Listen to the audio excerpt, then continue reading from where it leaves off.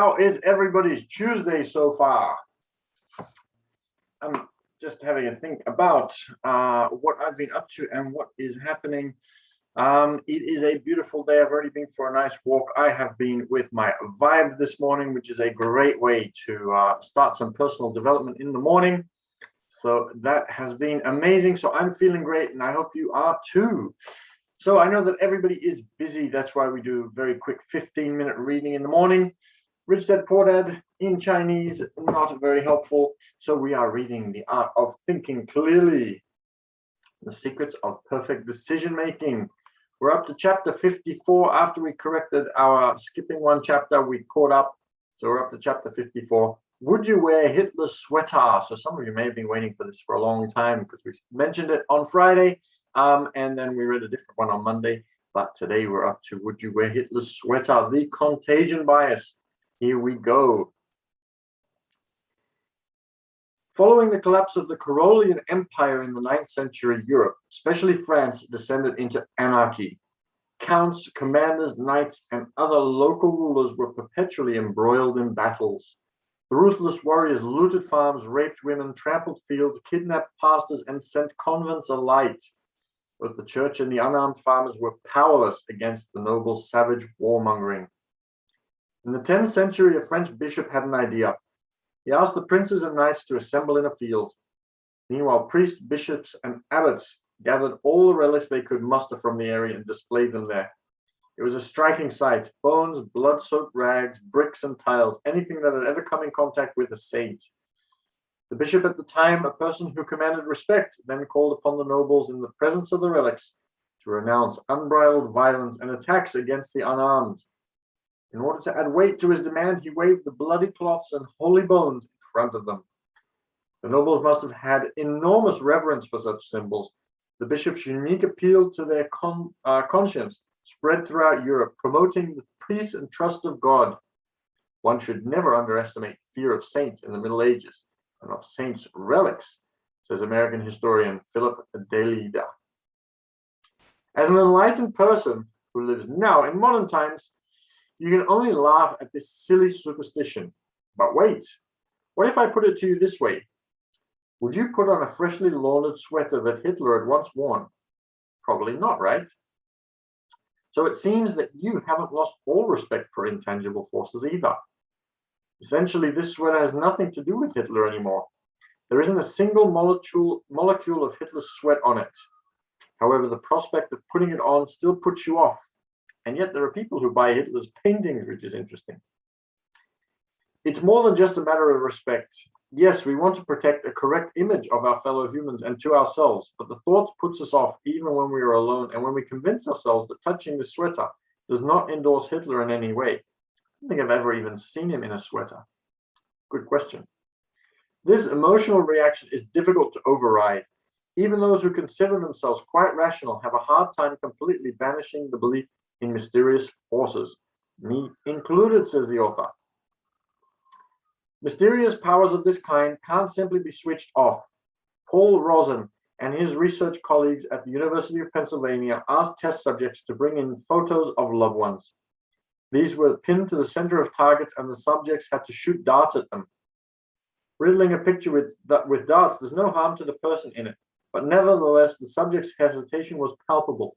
In actual fact, in Australia, if you put a photo of somebody and shoot at it, somebody that's alive, if it's somebody that's dead, you can do it. But if it's somebody that's alive and you go to, for example, axe throwing and put a picture of somebody that's alive, or you go to a shooting range and you put a picture of somebody alive, that's actually illegal in Australia, interestingly, because there is this really strong moral idea behind shooting at the image of somebody. And it's a little bit like that voodoo doll where, yeah, we tend to think as humans that if we damage this kind of person as a photo, as an image of them, that they are going to actually be damaged in real life. Very, very interesting. The test subjects behaved as if a mystic force prevented them from hitting photos.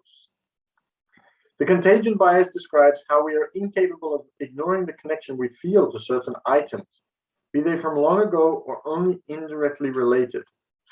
As with the photos, Interestingly, also, if you have a think about food that we put into the bin, before we put it into the bin, we are happy to continue eating. So we could take a break and wait half an hour and continue eating from the same food.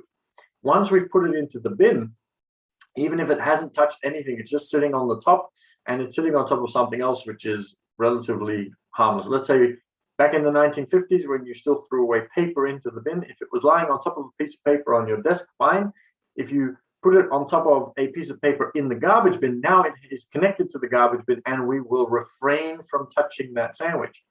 And yet, there are homeless people, if they are extremely hungry, they will dive through garbage bins and they will pick up anything, even from further down, that has been in contact with things, because they are so hungry that they are okay to be able to do that. They're able to get past this contagion bias.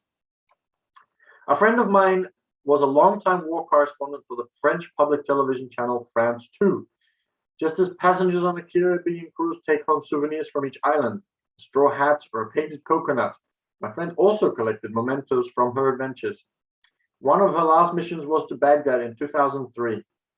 A few hours after American troops stormed Saddam Hussein's government palace, she crept into the private quarters.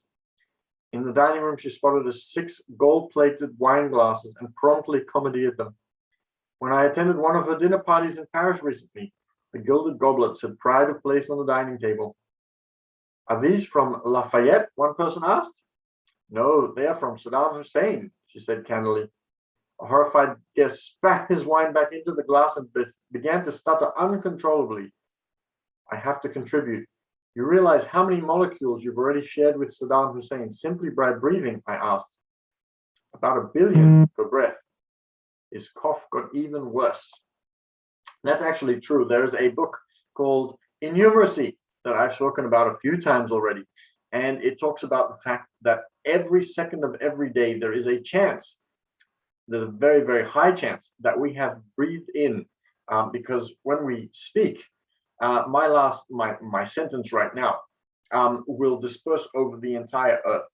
And there is a very good chance that every single day we breathe in one of the molecules that say, for example, Julius Caesar breathed on his last breath when he said, "You too, Brutus." And that breath that came out of his mouth at that moment is traveling all around the world right now. And at any given day, everybody breathes in at least one of those molecules, because it's a lot of molecules and they are all around the earth, and they've been breathed in and out countless times. There we go. Some very interesting things for today. And thank you to everybody that's been doing all sorts of commentary and saying things on Bigo. I'm going to quickly say hello to everybody in this right here. There we go. So there's been lots of movement there. So hopefully you enjoyed that one. Tomorrow, chapter 55, why there is no such thing as an average war. That'll be an interesting chapter. The problem with averages. Thankfully, we haven't had war for a very long time, so that's very good. If you'd like to watch the replays and see some other chapters from this book, from this series, you can go to the Passive Cashflow Club on YouTube, and you can find us there. If you would be interested in getting in touch with me, I love when people reach out and get in touch. So you can find me at business_team_ and the number 6 on Instagram, and feel free to have a look at some of the things that we are doing there, some of the posts that we have, and you are also free to send me a direct message. Let me know how you are finding the book and what is been happening for you. I always love getting in touch. So I'm going to leave you to do all the things that you need to do. Somebody asked me if I like to play games, which is actually very interesting, because tonight we are playing online cash flow. So if you want to learn more about finance and investing and how money works and how you can learn to invest in various asset classes, then you can come and join us. For that, reach out on Instagram and I will make sure that you receive the information with regards to how you can join. And there's also some information on YouTube from time to time about that. So probably the best way is to reach out on Instagram. I would love to see you for that. So reach out and get in touch. Have a great day, and hopefully that reading is going to help you to be able to achieve some really amazing things today. So thanks for joining, and I will see you all tomorrow for the next chapter.